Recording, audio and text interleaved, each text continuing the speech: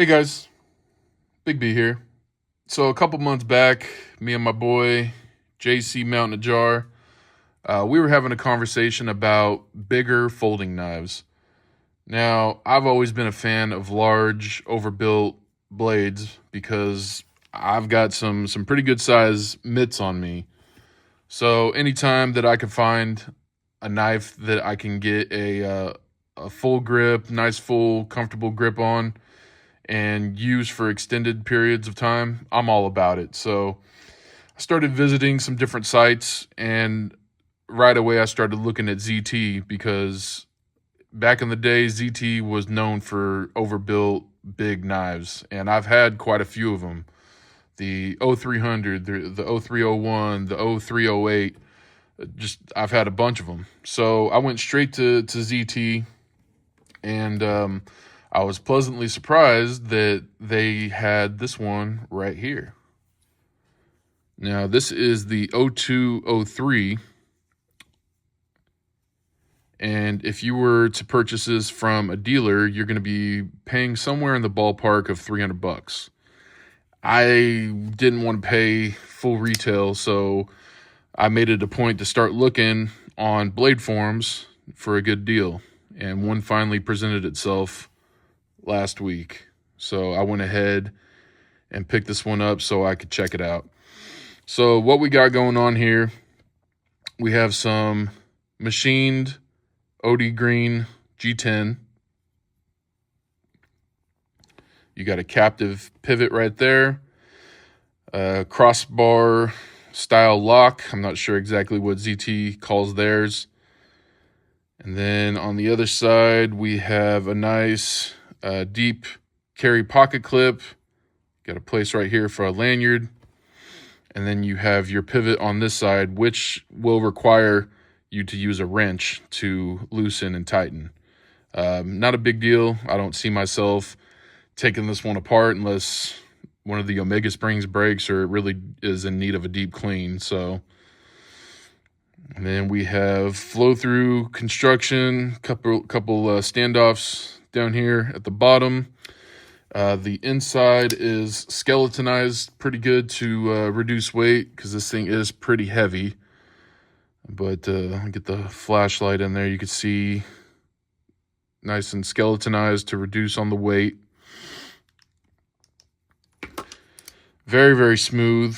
This thing is running on washers, if you could believe it. This thing is silky smooth. It's crazy. When you depress this crossbar lock, the weight of that blade just takes it home. It's pretty incredible. Got perfect centering on it. Fit and finish is flawless. I can't find anything to knock on the fit and finish on this. And it's a pretty good looking blade. The only thing that I might change on it is the pocket clip.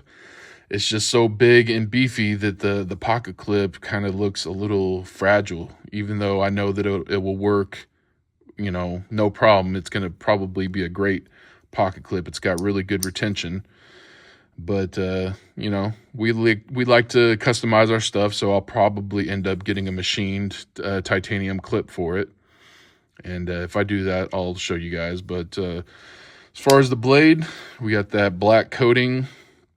Nice spear point, and it has a crazy needle point right there, and you got to be careful because if that catches you, you're going to be leaking. It's got this nice little spot right here where you can rest your thumb if you want to do some fine work. And this is in CPM M4. I believe this symbol right here indicates that it's an in-house design. Correct me if I'm wrong down in the comments, but and for those of you that don't know, ZT is the same company as Kershaw. So made right here in Oregon, made in the USA, Kai USA, and I got serial number 2233. And you got the thumb studs. I really like these thumb studs. They give you a really good grip when you go to flick it out. Flicks like a dream. You can do the middle finger reverse flick if you want to. It's kind of hard because it's such a heavy blade, but it's totally doable. You could also just disengage the crossbar lock and just whip it out like that, which is pretty incredible. So, but yeah, this thing, you depress the crossbar lock and the blade is just, it's free. And it locks up like a bank vault. There's no wiggle left or right, up and down. As far as the grip, very, very comfortable. You can see I can get a full purchase, and right here where it starts to angle off, that's right where my pinky lies. So it's very, very comfortable. I could see wearing gloves with this and still having a great grip on it. So you got this little shelf right here, doesn't bother you, no hot spots. The pocket clip doesn't, you can't feel that on your hand. So this is a great user right here if you need to do some heavy work. My first thought when I pulled this out of the box is that the size of it reminded me a lot of the XM24. So let's go ahead and take a look at them side by side. Size-wise, you can see they are very, very similar in size. I think the XM24 might have it by a hair, but that might be an optical illusion. They're pretty damn close. The XM24 looks to be a little bit thicker. But yeah, that was my first thought when I pulled this out of the box, is it gave me XM24 vibes as far as size is concerned. Let's go ahead and compare it to a couple others. Some common blades that people have. This is the Para 3. You can see there it dwarfs it pretty good. This is the Paramilitary 2. And then this is the Hogue Misto, which I believe is probably about the same size as a Bug Out. See there the size difference. And then just because I want to show it off, let's look at it against my Buck 110 TRX in purple titanium. Yeah. Mostly just wanted to show this off again because I know you guys want to see it. Got some fingerprints on the blade there. Let me take care of that real quick.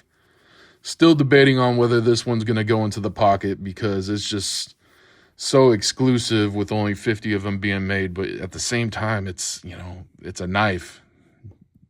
Used knife. So, man, I love how pretty it is though. So, yep. Just had to show it to you again. Got that orange peel. Oh, man.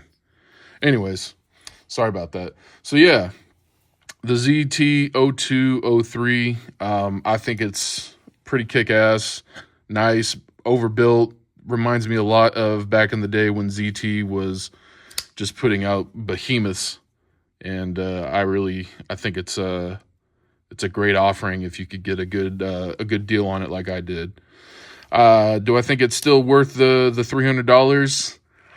Man, I mean, you're getting G10 and M4, but it's just built so well. I mean, if you could swing it, I would say sure, but I'd want to be more in the 250 ballpark on this one. So I'm happy that I got it for what I got it for.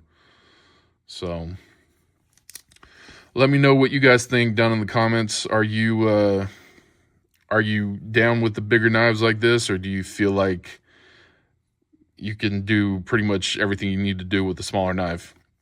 Which I totally agree with, because most of us take our knife out, use it for a couple seconds, goes right back in the pocket. So something like this is when you know you're really going to be using and abusing and need to get through some tough work. So let me know what you guys think.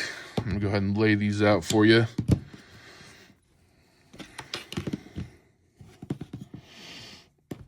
And then show you the TRX one more time, because I know you want to see it.